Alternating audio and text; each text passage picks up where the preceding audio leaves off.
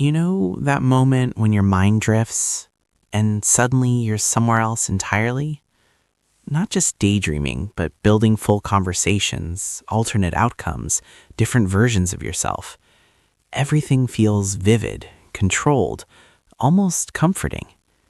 And then, without warning, you're pulled back into reality, and it feels a little quieter than where you just were.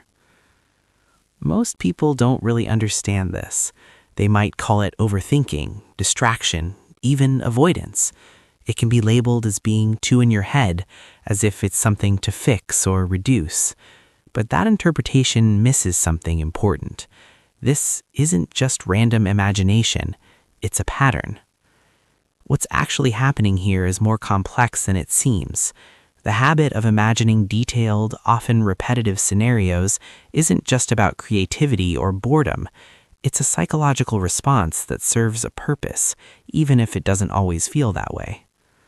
From a neuroscience perspective, this kind of mental activity is closely tied to what's called the default mode network, the part of the brain that becomes active when you're not focused on the outside world. It's responsible for reflection, memory, and simulating possible futures. In some people, this system is more active, more detailed, more immersive. So when your mind creates these scenarios, it isn't malfunctioning. It's trying to process, predict, and sometimes protect. For many, this pattern begins quietly. Maybe there were moments growing up where expressing thoughts out loud didn't feel safe or understood. Maybe certain needs weren't fully met, or emotions didn't have a place to land. So the mind adapted. It created a space where things could be explored without interruption, where outcomes could be controlled, where feelings could exist without consequence.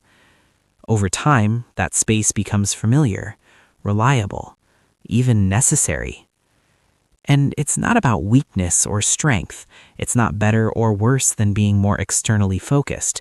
It's simply a different way of interacting with the world, one that prioritizes internal processing over external expression. But there's a layer people don't often notice. The same ability that allows someone to imagine deeply also means they can feel deeply, even in situations that haven't happened. The mind doesn't always distinguish between imagined and real emotional experiences. So a conversation that never took place can still leave a real emotional imprint.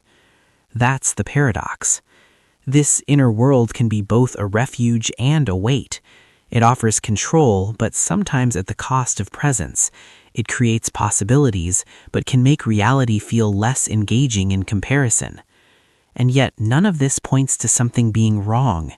It points to a mind that learned to adapt in a specific way, a mind that found safety, clarity, or expression through imagination when it wasn't always available elsewhere.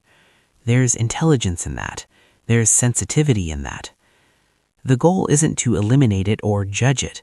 It's to understand it. Because once you start noticing why your mind goes there, not just that it does, something shifts. The scenarios don't disappear, but they begin to make more sense. They feel less like something controlling you and more like something you can observe. And maybe, in that space of understanding, you start to see other patterns too. Not just in what you imagine, but in what you feel, avoid, or hold on to without realizing it. If this felt familiar, there's probably more beneath it worth noticing. Both your inner and outer worlds matter. This understanding slowly changes how you feel. There are still more patterns left to notice. Your mind still holds deeper layers.